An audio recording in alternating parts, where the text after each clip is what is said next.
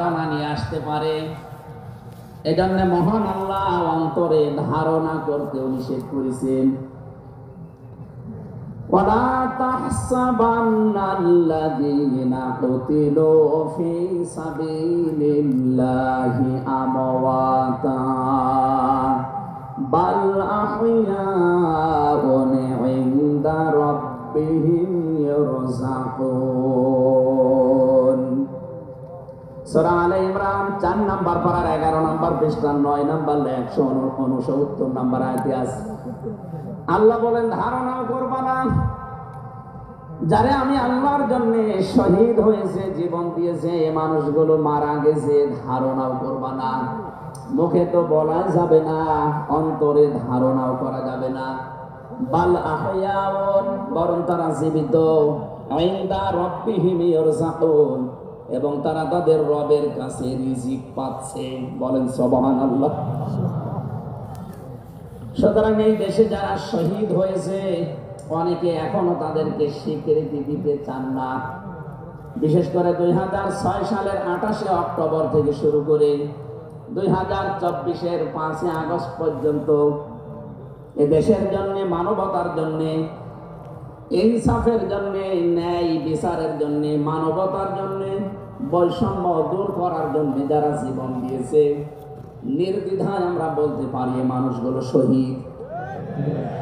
শহীদ আবু সাইদ, শহীদ মুগ্ধ, শহীদ রায়হান, শহীদ ফয়সাল, 2732 জন মানুষ আগস্টের 5 তারিখের আগ পর্যন্ত সবগুলো শহীদ। আল্লাহ যেন শাহাদাতের সর্বোচ্চ মাকাম তাদেরকে নসিব করেন। বলেন আমিন। শহীদ আল্লামা দেলাওয়ার হোসাইন সাইদি রহমতুল্লাহ আলাইহি যদি বেঁচে থাকতেন, আজকের এই সিলেটের ময়দানে তিনি আসতেন।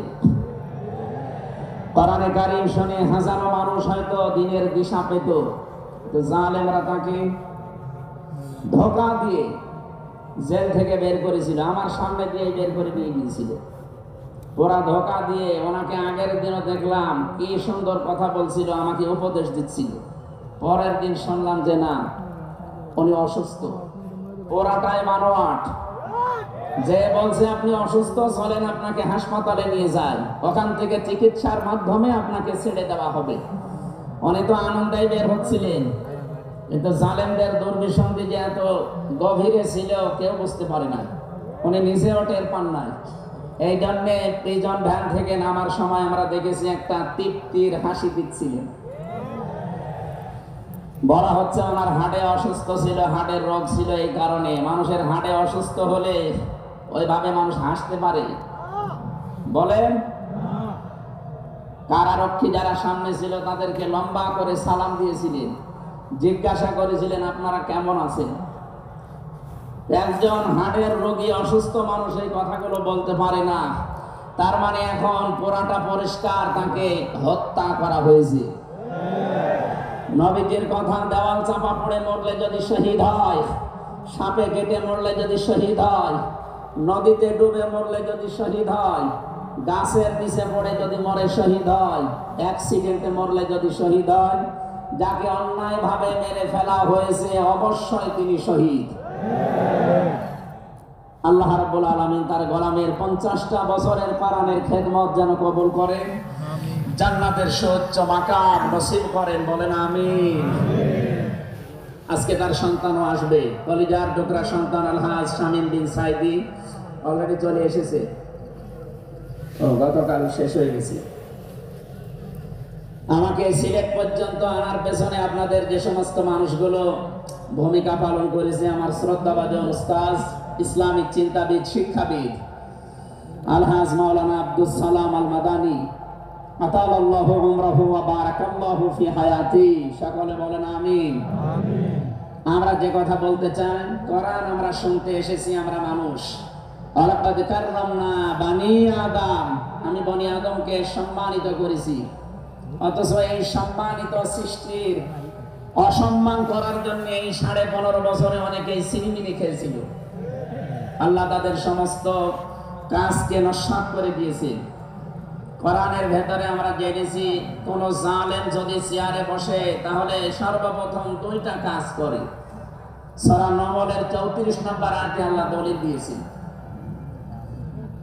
ইন্নাল মুলুকা ইযা দাখালু ক্বরিয়াতান আফসাদুহা ওয়া জাআলু আ'ইজ্জাতা আহলিহা আদিল্লা ওয়া কাযালিকা ইয়াফআলুন। আল্লাহ পাক বলেন, জালেম যদি ক্ষমতায় বসে তার প্রথম কাজ হয় সে বিশৃঙ্খলা তৈরি করে জমিনে। আমরা দেখতে পেয়েছি 15.5 বছরে প্রায় 52টার উপরে বিশৃঙ্খলা তৈরি হয়েছিল। 2 নম্বরে ওয়াজালু আইজ্জাতা আহলিহা আদিল্লা, ওই দেশের যারা সম্মানিত নাগরিক, সম্মানিত মানুষ যারা, তাদেরকে সে অপমান করে, অপদস্থ করে।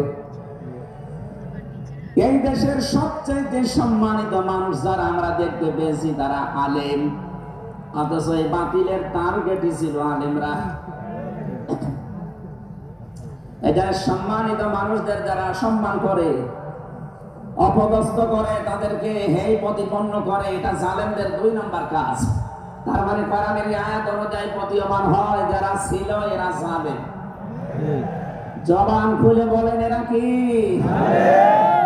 স্পষ্ট ভাষায় বলছি, যারা জালেম এরা আল্লাহর মামলার আসামি। কথাটা খুব হালকা মনে হচ্ছে। সূরা শূরা 25 নম্বর পারা 6 নম্বর পৃষ্ঠা 13 নম্বর লাইনের 42 নম্বর আয়াতে আছে, ইন্নামাস সাবিলু আলাল্লাযীনা ইয়াযলিমুনান নাস। আল্লাহ পাক বলেন, অবশ্যই আমি নিজে মামলা দায়ের করব তাদের বিরুদ্ধে যারা মানুষ হয়ে মানুষের উপরে জুলুম করে।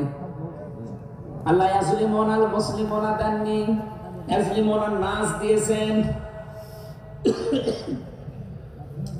ইয়াযলিমুন শব্দটা মোজারে, আরবি গ্রামার অনুযায়ী এটা বর্তমান, ভবিষ্যৎ, প্রেজেন্ট, ফিউচার, 2টা কাল নিয়ে শব্দ গঠন করা। তার মানে এখন যারা এই পৃথিবীতে মানুষ হয়ে মানুষের উপরে জুলুম করছে, ভবিষ্যতেও যারা করবে, তাদের কিছু পরিণতির কথা আমরা কোরআনে জেনেছি। রব্বুল আলামিন জানিয়েছেন সূরা নমলের 52 নম্বর আয়াতে, ফাতিলকা বুয়ুতুহুম খাবিয়াতাম বিমা যালামু। হে নবী, একটু তাকান জালেমদের এই বাড়ির দিকে। এই সেই ঘরগুলো জুলুম করার কারণে ঘর আমি আজ পরিত্যক্ত বানিয়ে দিয়েছি, জনশূন্য করে দিয়েছি, উজাড় গৃহ বানিয়ে দিয়েছি। সিলেটবাসী আয়াতটাতে কত বাস্তব, যদিও এটা লূত নবী আলাইহিস সালামের উম্মতদেরকে ইশারা দিয়ে আল্লাহ নাযিল করেছিলেন। তা আমার আয়াতটা পড়ার পর, ব্যাখ্যা বিশ্লেষণ দেখার পরে মনে হচ্ছে 2024 সালের 5 আগস্টের বিকাল বেলা আল্লাহ আবার নাযিল করেছেন। আল্লাহ যেন তার কুদরতি আঙ্গুল দিয়ে দেখাচ্ছেন, এই সেই ঘরগুলো খাবিয়াতান, আমি জনশূন্য করে দিয়েছি, পরিত্যক্ত বানিয়ে দিয়েছি, বিমা যালামু, জালেমদের জুলুমের কারণে। এর বাস্তব প্রমাণ আমি কুষ্টিয়ায় হানিফ সাহেবের বাড়িটা দেখতে পেয়েছি। বিকাল 5টা বাজতে বাজতে মানুষ বাড়ি না ইট পর্যন্ত রাখে না, পায়খানার প্যান পর্যন্ত খুলে নিয়ে চলে গেছে। এতটুকু আল্লাহ শেষ করেননি, এর পরের শব্দ আমাদের জন্য। আল্লাহ তাআলা জানিয়েছেন বিমা যালামু, জালেমদের জুলুমের কারণে ওই জায়গা পর্যন্ত আল্লাহ অভিশপ্ত বানিয়ে দেয়। বাংলাদেশের 630টা থানা কম বেশি প্রায় জায়গায় আমার যাওয়া হয়ে গেছে। আমি দেখতে পেয়েছি জালেমদের কোন চিহ্ন অন্তত এই দেশে আর নেই।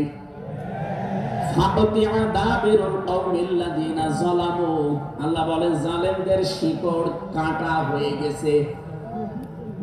এটা মজল, এর ফাইল বা কর্তা জানা নেই। আল্লাহ বলেন জালেমদের শিকড় কাটা হয়ে গেছে, কে কেটেছে জানা নেই। সারা দেশে জালেমদের বাড়ি ঘরগুলোর দিকে এখন একটু তাকান। আমি তো সেই কয়টার দিকে তাকালাম, দেখি মানুষ 8-9 জন 10 জন করে যায়, কেউ এদিকে কেউ এদিকে কেউ এদিকে, সব মনে হচ্ছে জামাতবদ্ধ টয়লেট চলছে। আল্লাহ জালেমদের বাড়ি পর্যন্ত অভিশপ্ত এমনি করে নাই। আমাদেরকে শিক্ষা দিতে চেয়েছেন এটা। এদের এত বড় শিকড় যদি সমূলে আমি উপড়িয়ে ফেলতে পারি, ইন্না ফি যালিকা লাআয়াতাল লিকাউমিন ইয়ালামুন। এখানে লামে তাকিদ আছে, এখানে কত আলেম বসে আছে, শব্দ শুরুই করেছেন আল্লাহ ইন্না দিয়ে, মাঝখানে লামে তাকিদ দিয়েছেন। আল্লাহ পাক বলেন অবশ্যই এর ভেতরে শিক্ষা আছে তাদের জন্য যারা জ্ঞানী সম্প্রদায়। সুতরাং এটা যেহেতু রেকর্ড হয়, সারা বাংলাদেশে কালকে ছড়াবে। সবাইকে উদ্দেশ্য করে বলছি, জালেমদের এত বড় শিকড় যদি আল্লাহ কেটে ফেলতে পারে, আগামীতে যারা চেয়ারে বসবেন ক্ষমতায়, তারা খুব চিন্তা ভাবনা নিয়ে রাষ্ট্র চালাবেন, আপনার দ্বারা যেন জনগণের উপরে জুলুম হয়ে না যায়। যদি আপনার দ্বারা জুলুম হয়, আগামী 5 বছর পরে আপনার বাড়িও দেখবেন শ্মশান হয়ে গেছে। আমি আশা করি আমার বক্তব্য আপনারা বুঝেছেন, এবং রেকর্ড হওয়ার পরে যারা শুনবে তারাও বুঝবে। আমি এটা বলতাম না, আমি দেখতে পাচ্ছি কিছু মানুষ ইদানিং উলট পালট কথা বলছে, এই কারণে আমি ইঙ্গিত দিলাম। এখনই যদি আপনি এরকম কিছু বলেন, কিছুদিন পরে বলতে পারেন না। গতকালকে এক নেতা এটা জানিয়েছে যে 15 বছর তো কোরআনের অনুষ্ঠানে অনুমতি লাগতো, আমরা যদি আসতে পারি অনুমতি দেব না। আপনি এই কথা বলবেন আমরা জানি, কিছুদিন পরে বলতে পারলেন না, আগে বলে দিলে মানুষ তো সব জেনে ফেলবে। এই জন্য আমার মনে হয় আপনি ভুল করে ফেলেছেন। আপনি আস্তাগফিরুল্লাহ বা তওবা করে নেবেন, থুকু এরকম কিছু দিয়ে অন্তত ফিরে আসবেন যে না, এটা এখন আমি বলবো না, কিছুদিন পরে বলবো। মানুষকে আল্লাহ সম্মান দিয়েছেন, সেই মানুষের উপরে যারা জুলুম করে তারা আল্লাহর কেসের আসামি। পুলিশের কাছে বাধা দেন, পুলিশ বাদী মামলা হবে। আর যারা মানুষ হয়ে মানুষের উপরে জুলুম করে তারা আল্লাহবাদী মামলার আসামি। আল্লাহ কিন্তু ইয়াজলিমুন আল মুসলিমুনা দেননি, যে মুসলমানদের উপরে যারা জুলুম করে ইয়াজলিমুনা নাস দিয়েছেন। বলেন তো হিন্দু কি মানুষ না? মানুষ। আর আজকে বলেন মানুষ। এই যে বাইরের দেশের যে সমস্ত আন্তর্জাতিক রিপোর্টগুলো আছে, ভয়েস অফ আমেরিকা এবং মাইক্রোসফট, সব খ্রিস্টানরা ইহুদিরা এরা চালায়। এরা রিপোর্ট দেখছে সারা বিশ্বের 257টা দেশের ভেতরে সবচাইতে নিরাপদে সাম্প্রদায়িক সম্প্রীতি নিয়ে বাস করছে বাংলাদেশের মানুষ। অথচ এই 54 বছর মিথ্যাচার করে বিশ্বের মোড়লদের কাছে আমাদেরকে অনেকেই কালার করার চেষ্টা করেছে। তারা এতদিন মানুষকে শুনিয়েছে বাংলাদেশে সংখ্যালঘু নির্যাতন হয়, এটা ডাহা মিথ্যা কথা। যারা এটা ছড়িয়েছেন সারা বিশ্ব তাদেরকে এখন ধিক্কার দিচ্ছে, ঘৃণা জানাচ্ছে। তারা বলছে এই বাংলাদেশ নিয়ে যারা মিথ্যাচার করছে ওদের জন্মটাই মিথ্যার উপরে। আপনি মাইক্রোসফট দেখেন, তারা রিপোর্ট দিয়েছে সারা বিশ্বের সবচাইতে বেশি মিথ্যা তথ্য ছড়ানো হয় ভারতে। আমি নাম নিতে চাইছিলাম না, বেরিয়ে গেছে। ওদের নাম আমার নিতে মনে পড়ে না। আমি ঘৃণা করি ওদের উগ্রপন্থী কিছু মানুষকে।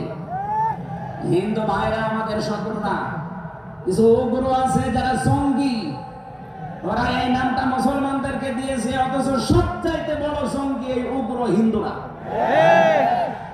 এদের কারণে আজ হিন্দু সমাজের বদনাম হয়ে যাচ্ছে। পরিষ্কার কথা শোনেন বাংলার মানুষেরা, একটা মুসলমানকে যদি আঘাত করেন একটা গুনাহ হবে, কোন অমুসলিমের গায়ে হিন্দুর গায়ে যদি আঘাত করেন ডবল গুনাহ হবে। একটা জুলুমের গুনাহ আর একটা আমানতের খিয়ানত করার গুনাহ। তারা আমাদের কাছে আমানত না, কথা বলেন না কেন?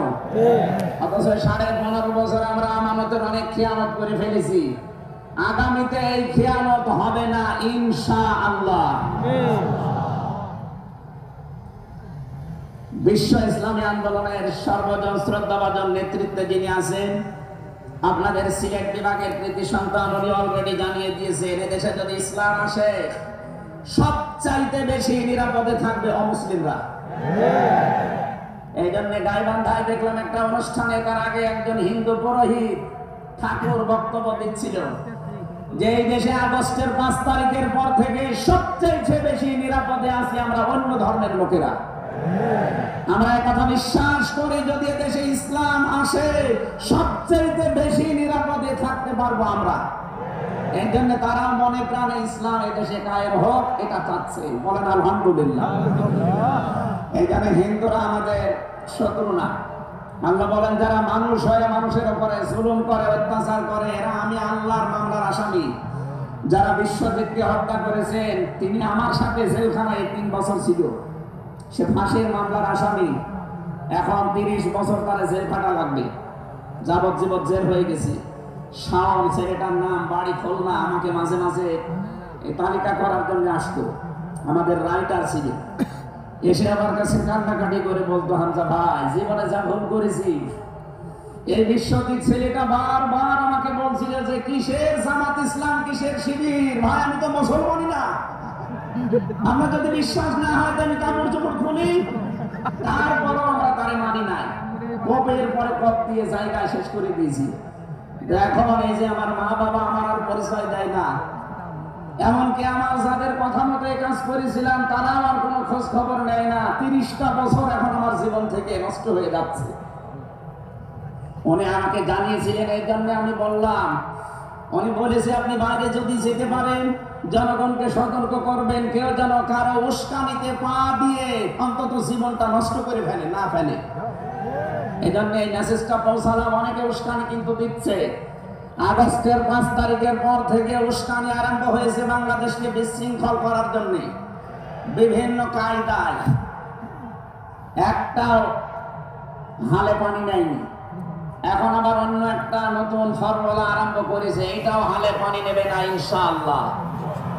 সুতরাং যারা পালিয়ে গেছে তাদের উস্কানিতে পা দিয়ে যদি এই দেশে কেউ বিশৃঙ্খল পরিবেশ তৈরি করতে চান, একটা গোপালগঞ্জের দিকে আপনি মাঝে মাঝে তাকাবেন। পেছনে কিভাবে লাল করে দিয়েছে প্রশাসন দেখেননি?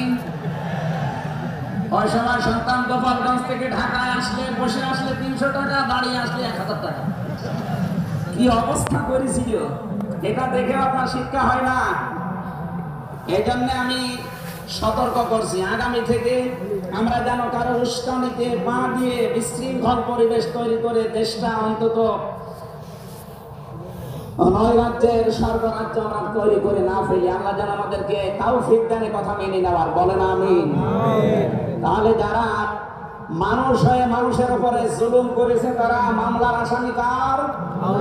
আরো জোরে বলেন কার? বৈষম্য বিরোধী ছাত্র আন্দোলনে যারা 9টা দফা দিয়েছিল, আমি কোরআনে কারিমের সাথে প্রায় 6টা দফা পেয়েছি। সূরা নাহালের 90 নম্বর আয়াতে 6টা আছে, আর বাকি জায়গা থেকে তারা আরো 3টা নিয়েছিল। তার প্রথম যেটা নিয়েছে ওই ওয়ান জাস্টিস, আমরা ন্যায় বিচার কায়েম করতে চাই, এটা আল্লাহ 1500 বছর আগে জানিয়েছে। সুবহানাল্লাহ বলতে পারবেন না? আমরাও তো চাই দেশে ন্যায় বিচার কায়েম হোক, কথা বলেন ঠিক কিনা? আর কোরআনে কারীম ছাড়া ন্যায় বিচার কায়েম করা সম্ভব না। আমান আমিলা বিহি রোজেরা আমান হাকামা বিহি আদালা। যদি কেউ আমল করে কোরআনের, তাকে আল্লাহ পুরস্কার দেবে। কেউ যদি এই কোরআনের ন্যায় কোরআনে কারীম কায়েম করতে পারে তাহলে সে ন্যায় বিচার কায়েম করতে পারবে। সুতরাং দেশে যারা শহীদ হয়ে গেলেন জীবন দিয়ে, তাদের যে উদ্দেশ্য, এই উদ্দেশ্য যেন সামনে সফল হয়, আমরা সবাই সেই চেষ্টায় থাকবো ইনশাআল্লাহ। সতর্ক করছি এ কারণে 1628 জন মানুষ দায়িত্বে ছিলেন বাংলাদেশে, ডাইরেক্ট ইনডাইরেক্ট মিলে। এরা আমরা যতদূর দেখতে পেয়েছি, আমার জেল জীবনের 3টা বছর ফাঁসির কন্ডেম সেলের ভেতরে আমি দেখেছি বাস্তবতা। এই 1628 জন কম বেশি এরা জুলুমের সাথে জড়িত। কেউ সরাসরি জালেম, কেউ জালেমের দোষর। কথা বলেন, জালেমরা টার্গেট কার? আল্লাহ। আরো জোরে এখানে আপনারা আল্লাহর মামলার আসামি। বাদী যত বড় হয় মামলা তত কঠিন হয়। আমাদের মামলা, আলেমদের মামলার বাদী সব ছিল সরকার, এই জন্য আলেমদের কোনো জামিন নেই। আমার মামলা 30 বারের উপরে উঠেছে, সিএমএম কোর্ট, জজ কোর্ট, হাইকোর্ট মিলে। জামিন হবে না, কারণ আমার নামের আগে আলেম আছে। আমার নামের আগে যদি লয়দির গ থাকতো, আমি 3 বছর না 3 দিনও আমার জেলে থাকা লাগতো না। আমাকে ধরার পরে তারা অফার দিয়েছিল, যা যা বলতে বলি এইগুলো শুধু বলবেন, কালকে আপনাকে আমরা ছেড়ে দেবো না। এত মিথ্যা কথা বলা আমার দ্বারা সম্ভব না। বলে তাহলে যান, এই যে দিয়ে দিল, ন্যায় বিচার কায়েম হচ্ছে দেশে, এই কথা তারা মানুষকে শোনাতো। পুরাটাই চলেছে 15.5 বছরে, পুরা অবিচার আর অন্যায়। এই জন্য যারা আল্লাহর মামলার আসামি, আপনি ভাবতে পারেন বিষয়টা কত কত বড় বিষয়। আল্লাহ নিজে মামলার বাদী, নিজে বিচারপতি, নিজে রায় দেবেন। এখানে জালেমদের এক হলো শেষ, অকুলো শেষ। মানুষ হিসাবে আমরা মানুষকে সামনে সম্মান দিয়ে চলবো ইনশাআল্লাহ। দরুদ আর সালাম পড়ছি আমাদের নবী, মানবতার মহান শিক্ষক মুহাম্মদুর রাসূলুল্লাহ সাল্লাল্লাহু আলাইহি ওয়াসাল্লামের প্রতি। বিশ্ব নবীকে আল্লাহ পড়া কোরআন শরীফে, এই যে কোরআনের যে আয়াত পড়লাম আমরা, সূরা বাকারার 208 নম্বর আয়াত আমরা তেলাওয়াত করেছি। এই কোরআনে কারীম পড়তে হলে প্রতিটি অক্ষর, 29টা অক্ষর আমরা আছে জানি আরবি, প্রতিটি অক্ষর দিয়ে নবীজিকে আল্লাহ ডাক দিয়েছেন একটা সুন্দর এবং উত্তম নাম নিয়ে। বিশ্ব নবীকে আল্লাহ আলিফ দিয়ে জানিয়েছেন আহমদ, তিনি প্রশংসিত। বা দিয়ে আল্লাহ জানিয়েছেন আমার নবী বাশির, তিনি সুসংবাদদাতা। তা দিয়ে আল্লাহ জানিয়েছেন আমার নবী মুত্তাকি, তিনি পরহেজগার। সা দিয়ে আল্লাহ পাক জানিয়েছেন আমার নবী মুদ্দাসসির, তিনি কম্বলওয়ালা। জিন দিয়ে আল্লাহ জানিয়েছেন আমার নবী জামিল, সুন্দর। হা দিয়ে আল্লাহ জানিয়েছেন আমার নবী হামিম, অন্তরঙ্গ বন্ধু। খ দিয়ে আল্লাহ জানিয়েছেন আমার নবী খাতামান নাবিয়্যিন, শেষ নবী। এভাবে বলতে বলতে সর্বশেষ অক্ষরে যে দেখবেন ইয়া, আল্লাহ জানিয়েছেন ইয়াসিন। বলেন আল্লাহু আকবার। তাফসীরে কাবীর আল্লামা ফখরুদ্দীন রাজি রাহমাতুল্লাহ আলাইহি এই সিন শব্দের তিনি 5টা ব্যাখ্যা দিয়েছেন। তিনি লিখেছেন সিন মানে সাইয়্যিদুল আলামিন, সিন মানে সাইয়্যিদুল বাশার, সিন মানে সাইয়্যিদুল কাওনাইন, সিন মানে সাইয়্যিদুল আম্বিয়া, সিন মানে সাইয়্যিদুল মুরসালিন। এক একটা শব্দের ভেতরে হাজার হাজার কথা তিনি দিয়েছেন। আমি একটা বলছি, সিন মানে সাইয়্যিদুল আলামিন, শুধু আলম না, আলামিন বহু বচন। এই পৃথিবীতে 257টা রাষ্ট্র আছে। যত জগৎ আল্লাহ বানিয়েছেন, আপনি যে জগতে বাস করেন না কেন, মুহাম্মদ রাসূলুল্লাহকে আপনাকে নেতা মানা লাগবে, আদর্শ মানা লাগবে। কারণ আল্লাহর ঘোষণা দেওয়া নেতা একজন। আল্লাহ পৃথিবীর অন্য কাউকে হে নেতা এ শব্দ বলেননি। শুধু আমাদের নবী, আপনার নবী মুহাম্মদ রাসূলুল্লাহকে জানিয়েছেন ইয়াসিন, হে নেতা। আয়াতের তাফসীরে আমি আরেকটা আয়াত পেয়েছি, সূরা হুদ 12 নম্বর পারা 12 নম্বর পৃষ্ঠার 1ম নম্বর লাইনের 98 নম্বর আয়াত। এটা তাফসীরে ফি জিলালিল কোরআনে পাবেন। আমি সামারাইজ করে বলছি, যদিও ফেরাউন সম্পর্কে এটা নাযিল হয়েছে। সাইয়্যিদ কুতুব রাহমাতুল্লাহ আলাইহি তাফসীর করতে গিয়ে তিনি লিখেছেন, যেই নেতা জাহান্নামে যাবে কিয়ামতে, ওই দলের নেতার যত অনুসারী আছে, যত মানুষ তাকে অনুসরণ করত, সব অনুসারীরা তার সাথে জাহান্নামে যাবে। এটা বাংলাদেশের সাথে খুব দরকার, এজন্য আমি সতর্ক করলাম। আপনার বিবেকের কাছে প্রশ্ন করে এটা নেতা নির্বাচন করবেন, এটা দুনিয়ার বিষয় হলে আমি বলতাম না, এটা আখিরাতের সাথে রিলেটেড। যার নেতা ঠিক নেই, ওই নেতা যদি জাহান্নামে যায়, ইয়াকদুমু কওমাহু ইয়াওমাল কিয়ামাতি ফাআওরাদাহুমুন নার ওয়া বিইসাল বিরদুল মাওরুদ। জোরে বলেন আল্লাহু আকবার। সিলেটবাসী, সারা বাংলাদেশ এখন আমার সামনে, এটা দেখতে পাচ্ছেন না, সারা বাংলাদেশে ছড়াইয়া যাচ্ছে। যাদের নেতা ঠিক নেই, আদর্শ ঠিক নেই, এক্ষুনি আপনি তওবা করে ঠিক করবেন। সত্যি বলছি, যাদের নেতা ঠিক নেই, ওই নেতা যদি জাহান্নামে যায়, আল্লাহর কসম আপনাকে ওর সাথে জাহান্নামে যাওয়া লাগবে। নেতৃত্ব দেওয়ার জন্য গুণ বললাম কয়টা? বলেন বলেন।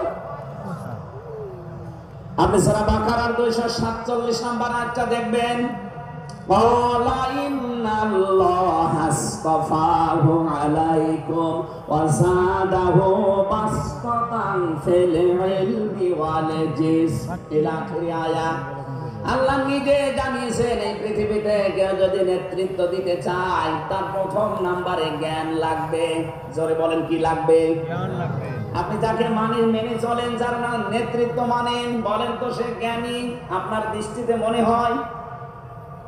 যে লোকটা কথা বলতে পারে ঈদুল ফিতরের জানাজার নামাজ আগামীকাল অনুষ্ঠিত হবে, ওর জ্ঞান কেমন আপনি টের পাচ্ছেন না? এই কথা বলেন না কেন? এখানে নেতৃত্ব সামনে কেউ দিতে চাইলে তাকে জ্ঞানী হওয়া লাগবে, আসমানের জ্ঞানী হওয়া লাগবে, যাবতীয় জ্ঞান জাগতিক জ্ঞান তো লাগবেই, মাস্ট বি, এইটার জ্ঞান লাগবে। কোনটার বলেন? দুই নম্বরে আমি বেশি নেতা হওয়ার জন্য লাগবে। কেউ যদি সীমা লঙ্ঘন করে, কথাবার্তার কাজে কামে, সে নেতৃত্ব দেওয়ার যোগ্যতা হারিয়ে ফেলে। এটা সূরা শুআরার 152 নম্বর আয়াতে পাবেন। বাংলাদেশে আমরা এই কয়েকদিন ধরে দেখতে পাচ্ছি ডাক্তার মিজানুর রহমান আজহারী উনি একটা ইঙ্গিত দিয়েছেন, আর কেউ তার কথাটা ধরে মাথা কল্লা পর্যন্ত 10 লাখ টাকা ঘোষণা দিয়ে দিয়েছে।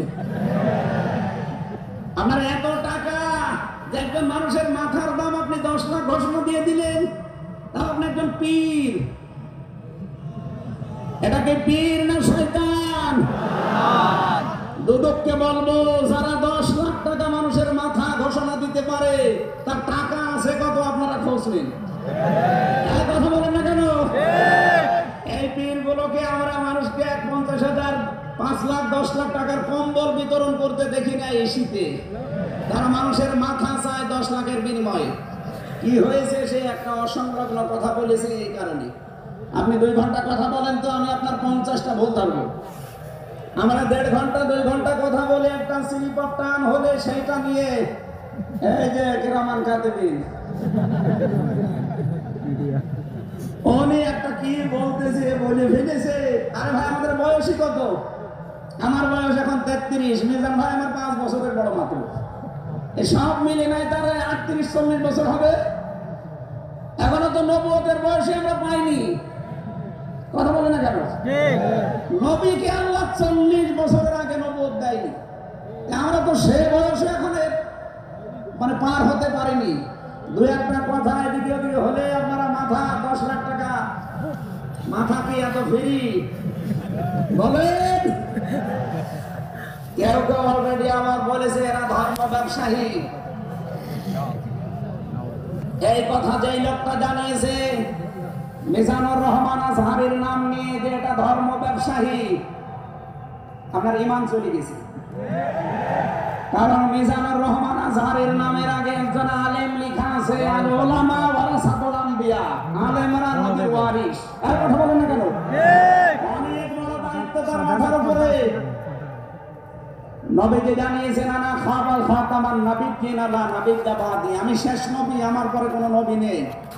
এই কথার ভেতরে একটা ইঙ্গিত আছে, নবী শেষ, তারপরে নবী নেই। অথচ আদম নবী থেকে শুরু করে হযরত ঈসা নবী পর্যন্ত আমরা দেখেছি এক নবী শেষ হওয়ার পরে আর এক নবীর উপরে এই দায়িত্ব এসে পড়তো। উম্মতের দায়িত্ব ভার নবীরা নিত, কিন্তু এখন তো নবী নেই। যেহেতু ওনার ঘোষণা আমার পরে আর কোনো নবী নেই, আমি শেষ নবী, এই হিসাবে নবীজি জানিয়েছেন আল উলামা ওয়ারাসাতুল আম্বিয়া, আমি থাকবো না কিন্তু আলেম থাকবে, এরা আমার ওয়ারিস, এরা আমার স্থলাভিষিক্ত। নবীর উপরে কথা বললে যেমন আমল আখলাক আল্লাহ নষ্ট করে দেয়, আলেমদের বিরুদ্ধে, আলেমদের উপরে কারো যদি কথা যায় তার পেছনের আল্লাহ সব নষ্ট করে দেবে। কখন যে নষ্ট হয়ে যাবে আপনি টেরও পাবেন না। এই জন্য সীমা লঙ্ঘন করা যাবে না, কথা এবং আচরণে আপনারা সাবধান থাকবেন। যারা এই সীমা লঙ্ঘন গুলো করছেন, কাদের ইঙ্গিতে করছেন আমরা কিন্তু জানি। মাঝে মাঝে দাদারা এসে আপনাদের কান পড়া দিয়ে যায়, আর আপনারা তখন উল্টা পাল্টা কথা বলতে থাকেন। কেউ না জানলে দেশের আলেমরা কিন্তু আগেই টের পায়। কারণ এরা তাহাজ্জুদের নামাজের সেজদায় আমার আল্লাহর সাথে কথা বলে। আর কথা বলেন না কেন?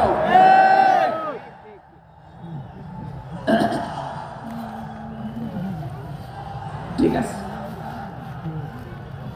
এখানে যারাই যা কথা বলবে না কেন কারো কান পড়ায় কান দিয়ে সীমা লঙ্ঘন করবেন না। আমি আশা করি কি বোঝাতে চাই আপনি বুঝেছেন। নেতৃত্ব দিতে হলে সীমার ভেতরে থাকবেন। 3 নম্বরে আমি পেয়েছি সূরা কাহফের 28 নম্বর আয়াতে যে গাফেল হওয়া যাবে না যারা নেতা হবে। অথচ এই দেশে আমরা দেখি এই 54-53 বছরে যারা নেতৃত্ব দিয়েছে অধিকাংশ গুলোই গাফেল। আল্লাহর এই কোরআন সম্পর্কে তারা গাফেল, মানবতা সম্পর্কে তারা গাফেল ছিল। 4 নাম্বারটাই পেয়েছি সূরা নিসা। এইটা আমার মনে হয় না বলাই ভালো, না এইটা বললে সমস্যা আছে। আমি শুধু আয়াত বলে দিচ্ছি, বাড়ি যে মিলান আমি বাংলাও বলবো না। সূরা নিসা 5 নাম্বার পারা 2 নাম্বার পৃষ্ঠার 11 নাম্বার লাইনের 34 নাম্বার আয়াত। আল্লাহ রাব্বুল আলামিন বাংলা বলবো, আর রিজালু কাওয়ামুনা আলান নিসা, নেতা হবে পুরুষ, মহিলা নেতা হতে পারবে না। এটা একটু আস্তে বলেন, আমার ভয় করে। এই জন্য আমরা সামনে যারা নেতা হবে তারা যেন পুরুষ হয়। কথা বলেন ঠিক কিনা? নবীজি জানিয়েছেন লা ইউফলিহা কওমুন, ওই জাতি কখনো সফল হতে পারে না যে জাতির নেতৃত্বে কোনো মহিলা বসে আছে। আমার এই হাদিসটা 100% বিশ্বাস হয়। আপনাদের না 98%? 100% বিশ্বাস করেন কারা দেখি? লিল্লাহি তাকবীর। দেখেন তো হাত তোলেনি কে? আলহামদুলিল্লাহ। ঠিক আছে, বসেন তাফসীর মাহফিল।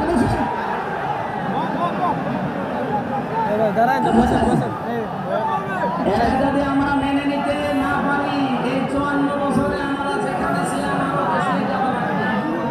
এজন্য আমরা সামনে এগিয়ে যেতে চাই। 34 সামনে যদি নেতা হয় পুরুষ মানুষ হবে ইনশাআল্লাহ।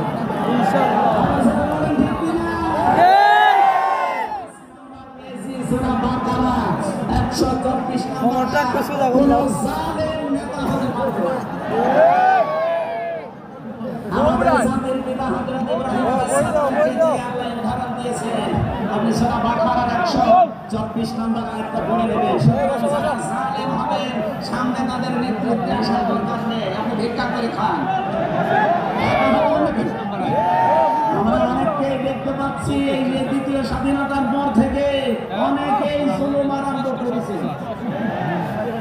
আপনারা থামবেন, আমরা সবাই মাসলুম এই দেশে, শুধু ওই 14 দল বাদ দিয়ে।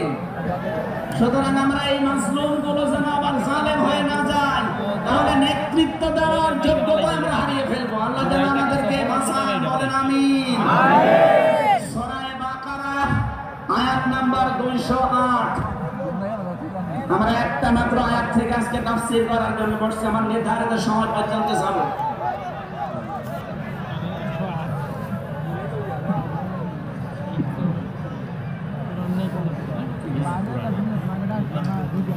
জবান খুলে দিয়ে আগে পড়ে না, আউযু বিল্লাহি মিনাশ শাইতানির রাজিম, বিসমিল্লাহির রহমানির রহিম, ইয়া আইয়ুহাল্লাযীনা আমানু দুখুলু ফিস সিলমি কাফা।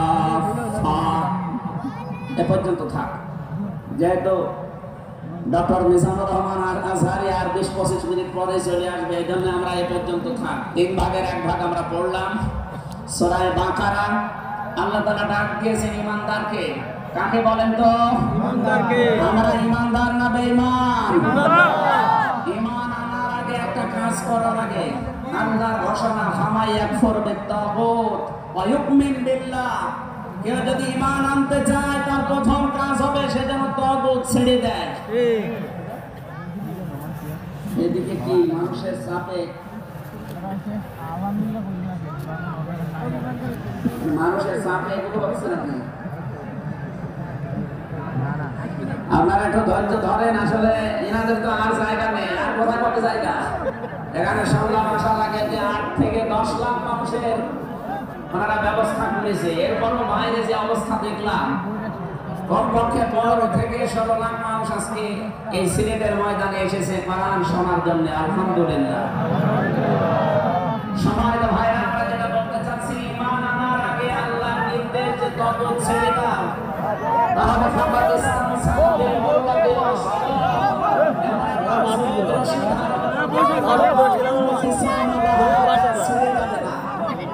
বাংলাদেশ সহ বিশ্বে আমরা যারা ঈমানের দাবি করি, অনেকে তওবা ছেড়ে না দিয়ে ঈমান এনেছি। এটা বিপদ আসলে ঈমান আর টেকে না। পক্ষান্তরে যারা তওবা ছেড়ে দিয়ে ঈমানের দাবি করতে পেরেছে, এই মানুষগুলোর ঈমানের যত পরীক্ষা হয় তাদের ঈমান তত মজবুত হয়। শহীদ আল্লামা দেওয়ান সাইদ তার 1 নম্বরে প্রমাণ। কথা বলেন না কেন? জীবনে একটা ঘরে কাটিয়েছে, তারপরও তিনি মাথা নত করেন নাই। কারণ তাগুত ছেড়ে দিয়ে ঈমান এনেছিলেন। তাগুত ছেড়ে না দিয়ে যদি ঈমান আনতেন, তিনি টিকে থাকতে পারতেন না। আমি বহু মানুষ জেলে দেখেছি, বহু আলেমকে দেখেছি, তারা টিকে থাকতে পারে না, আল্লাহকে পর্যন্ত দোষারোপ করে। ডক্টর শফিকুল ইসলাম মাসুদ, দেলাওয়ার হোসেন শিবিরের সাবেক সভাপতি, নাম নিয়ে বলছি এই কারণে, এই মানুষগুলো ঈমান এনেছিল তাগুত ছেড়ে দিয়ে। দেলাওয়ার ভাইকে তার গরম করে লজ্জাস্থানে ঢুকিয়েছে, পুরুষাঙ্গ নষ্ট করে দিয়েছে। 57 দিন লোকটার রিমান্ডে ছিল, তারপরও টলাতে পারে না জালেমরা। কিন্তু যারা ঈমান এনেছে তাগুতের সাথে মিল মহব্বত রেখে, আপনি তাকান, আগস্টের 5 তারিখের পরে তারা অনেকেই বেঈমান হয়ে গেছে। জাতীয় মসজিদের সাবেক ইমাম, কথা বলো না কেন? 5 তারিখের পরে পালিয়েছে, পৃথিবীর ইতিহাস পাল্টিয়ে দিয়েছে। জাতীয় মসজিদের ইমাম পালিয়ে যায়, এটা একটা লজ্জা না? এমপিরা নয় পালিয়ে গেল, আপনি কেন পালাবেন? কিছুদিন পরে জোর করে এসেছিল ইমামতি আবার করব, জনগণ জুতা দিয়ে পিটিয়েছে। দিন স্ট্যাটাস দিয়েছে, জনগণ জুতা দিয়ে পিটিয়েছে, তাই কি আমার গায়ে লাগেনি? মানুষ কত নিচে নামতে পারে। তার বাবা তো একদম ভালো মানুষ ছিল, একজন আলেম ছিল। কি এসেছে আল্লাহ জানে, একটা জালেমাকে সে নাম দিয়েছে কওমি জননী। এই নামটা যেই দিন দেয় সেদিন জেলখানা ওনার নামে বদদোয়া হয়েছে। মাওলানা মামুনুল হক সহ যত আলেম ছিল আমরা এক জায়গায়, ওনারা বলছিল যে করল কি? হেফাজত ইসলামের 13 সালে এতগুলো মানুষ হত্যাকারীদের হাতে রক্ত লেগে আছে, আর সেই লোকটাকে নাম দিয়ে দিল কওমি জননী। আমাদের মাথা কাটা গেল। এরকম হাজারো আলেম, হাজারো পীর, হাজারো মুসলমানের দেশে ঈমান রাখতে পারে নাই, কারণ তাগুতের সাথে সম্পর্ক রেখে ঈমানের দাবি করত। আল্লাহ বলেন ঈমান আনতে হবে আগে, তাগুত ছেড়ে দাও, এরপরে ঈমানের দাবি করো। উদখুলু ফিস সিলমি কাফা, ঈমানদার যারা তারা প্রবেশ করো পুরোপুরি ভাবে ইসলামে। এখানে সিলমন বা সালমন, সিনের উপরে জবর দিলে হয় সালমন মানে শান্তি, সিনের নিচে জের দিলে হয় সিলমন মানে ইসলাম। আল্লাহ রাব্বুল আলামিন ঈমানদারকে ডাক দিয়ে জানিয়েছে তোমরা প্রবেশ করো, যেহেতু সিলমনটা আছে এজন্য ইসলাম নেওয়া লাগবে। আমি যতগুলো তাফসীর বিশ্ববিদ্যালয়ে থাকাকালীন মিলিয়েছিলাম এই সিলমন দিয়ে। আমি ভার্সিটিতে থাকাকালীন প্রায় 42টার উপরে এক জায়গায় মিলিয়েছি, যে দেখি সবাই কি বলে। প্রত্যেক মুফাসসির এখানে শান্তি না, এখানে নিয়েছেন তারা ইসলাম অর্থে তোমরা পুরোপুরি ইসলামে প্রবেশ করো। এখন আমরা যদি প্রশ্ন করি পুরোপুরি ইসলামে প্রবেশ করার অর্থ কি, কোরআন শরীফ থেকে আমরা ব্যাখ্যা বিশ্লেষণ দিয়েছি যে 5টা বিষয় যখন দেখবেন আপনার ভেতরে আছে, তখন বুঝবেন আমি পুরোপুরি ইসলামে প্রবেশ করেছি। জোরে বলেন সুবহানাল্লাহ। আমি তাফসীর থেকে যে নোটগুলো নিয়ে এসেছি তার 1 নম্বরে আপনি যখন দেখবেন যে আপনি আত্মসমর্পণ করে ফেলেছেন। 2 নম্বরে আপনার ভেতরে ইখলাস তৈরি হয়েছে। 3 নম্বর আপনার বিশুদ্ধ আকীদা তৈরি হয়ে গেছে, 4 নম্বর আপনার চরিত্র উন্নত হয়েছে, 5 নম্বর আপনার লেনদেনের স্বচ্ছতা এসেছে। এই 5টা কাজ যখন আপনি দেখবেন তখন মনে করবেন যে আমি ইসলামে পরিপূর্ণ প্রবেশ করেছি। এখন বলেন তো আপনার কি 5টা কাজ পরিপূর্ণ হচ্ছে? আত্মসমর্পণ 1 নম্বরে আপনাকে করা লাগবে আমার আল্লাহর সামনে। কার সামনে? এটা দেখিয়েছেন আমাদের জাতির পিতা হযরত ইব্রাহিম। ইয ক্বালা লাহু রাব্বুহু আসলিম ক্বালা আসলামতু লিরাব্বিল আলামিন। সূরা বাকারা 1 নাম্বার পারা 19 নাম্বার পৃষ্ঠা 7 নাম্বার লাইনের 131 নাম্বার আয়াতে আছে। এটা ইবনে কাসিরে পাবেন। আল্লাহ পাক বলেন আত্মসমর্পণ করো। উনি গাছের মাথায় বসে কোড়াল দিয়ে কাঠ কাটছিলেন, ডাক দিয়ে বলে মাবুদ এখানে বসে আত্মসমর্পণ করব কি করে? আল্লাহ পাক বলেন আত্মসমর্পণ এখানে খাতনা করে আত্মসমর্পণ করো। গাছের মাথায় তিনি কোড়াল দিয়ে খাতনা করে বললেন আমি মহাবিশ্বের প্রতিপালকের কাছে আত্মসমর্পণ করলাম, সারেন্ডার করলাম। এতটুকু তিনি শেষ করেননি, তিনি ডাক দিয়েছিলেন ইন্তেকালের আগে তার সন্তানদেরকে, وَوَصَّى بِهَا إِبْرَاهِيمُ بَنِيهِ وَيَعْقُوبَ يَا بَنِيَّ إِنَّ اللَّهَ اصْطَفَى لَكُمُ الدِّينَ فَلَا تَمُوتُنَّ إِلَّا وَأَنْتُمْ মুসলিমুন। হযরত ইব্রাহিম আলাইহিস সালাম এবং ইয়াকুব এই দুইজন নবী ইন্তেকালের আগে তার সন্তানকে ডাক দেন, হে আমার কলিজার টুকরা সন্তানেরা, ইন্নাল্লাহ আস্তাফা, অবশ্যই আল্লাহ তোমাদের জন্য মনোনীত করেছেন লাকুমুদ্দিন, একটা দিনকে, ফালা তামুতুন্না ইল্লা ওয়া আনতুম মুসলিমুন, মৃত্যুবরণ করবা না যতক্ষণ মুসলমান হতে না পারো। এবার আসেন তো ইব্রাহিম আমাদের জাতির পিতা, হযরত ইয়াকুব আলাইহিস সালাম তাদের সন্তানদেরকে ইন্তেকালের আগে নসিহত করলেন যে তোমাদের জন্য আল্লাহ একটা দিন মনোনীত করেছেন। কি মনোনীত করেছেন? দিন। দিন কি? রাতের পরে যেটা আসবে ওই দিন। বলেন বলেন। কবরে গুরুত্বপূর্ণ যে প্রশ্নগুলো তার ভেতরে এটা একটা, মা দিনুকা, দিন কি? এটা যদি আপনি ক্লিয়ার হতে না পারেন কবরে সে প্রশ্নের জবাব দিতে পারবেন না। এজন্য এই বিষয়টা নিয়ে বিস্তারিত আমাদের জানা শোনা দরকার। দিন বলতে আল্লাহ নিজে আবার ব্যাখ্যা দিয়েছেন। দিন কি জানো? ইব্রাহিম নবী যেটা, ইয়াকুব নবী যেটা তার সন্তানদেরকে বারবার ওসিয়ত করেছিল ইন্তেকালের আগে, আল্লাহ তোমাদের জন্য একটা দিনকে মনোনীত করেছেন। সেই দিন হচ্ছে ইসলাম। জোরে বলেন সুবহানাল্লাহ। ইন্নাদ-দীনা ইনদাল্লাহিল ইসলাম। অবশ্যই আমি আল্লাহর কাছে মনোনীত একটাই দিন আছে, তার নাম ইসলাম। আরো জোরে বলেন ইসলাম। এখন পৃথিবীতে প্রায় 4,500-এর উপরে ধর্ম আছে, দিন আছে। 4,500 ধর্মের কোন দিনের উপরে, ধর্মের উপরে আমার আল্লাহ রাজি নেই, খুশি নেই, তিনি পছন্দ করেন না। একটাই মাত্র দিনকে তিনি মনোনীত করেছেন, পছন্দ করেন, তার নাম ইসলাম। وَمَن يَبْتَغِ غَيْرَ الْإِسْلَامِ دِينًا فَلَن يُقْبَلَ مِنْهُ وَهُوَ فِي الْآخِرَةِ مِنَ الْخَاسِرِينَ। সূরা আলে ইমরান 3 নম্বর পারা 20 নম্বর পৃষ্ঠা 4 নম্বর লাইনের 85 নম্বর আয়াতে আছে, পৃথিবীতে কেউ যদি ইসলাম বাদ দিয়ে অন্য কোন নিয়ম নীতি, অন্য কোন দিন অনুসরণ করে, ফালাই ইউকবাল মিন, জীবনে আর কোনো কিছু আল্লাহর দরবারে কবুল হচ্ছে না, হবে না। ইউকবাল এটা মুজারে, বর্তমান, ভবিষ্যৎ, প্রেজেন্ট, ফিউচার। এর আগে লান এসেছে, মুজারের আগে লান আসলে আরবিতে বাংলা অর্থ দ্বারা জীবনেও হবে না, পশ্চিম কালও সম্ভব না। আল্লাহ যদি গ্যারান্টি দিয়ে বলে ইসলাম বাদে অন্য কোন নিয়ম নীতি দিয়ে অন্য কোন ধর্ম পালন করলে আমি আল্লাহ রাজি হব না, কেউ রাজি করাতে পারবে? এতটুকু আল্লাহ শেষ করেননি, পরেরটা আরো কঠিন। অহুয়া ফিল আখিরাতি মিনাল খাসিরিন। আল্লাহ পাক বলেন ওই লোকটা সবচাইতে বড় ক্ষতিগ্রস্ত হবে আখিরাতে। বলেন নাউজুবিল্লাহ।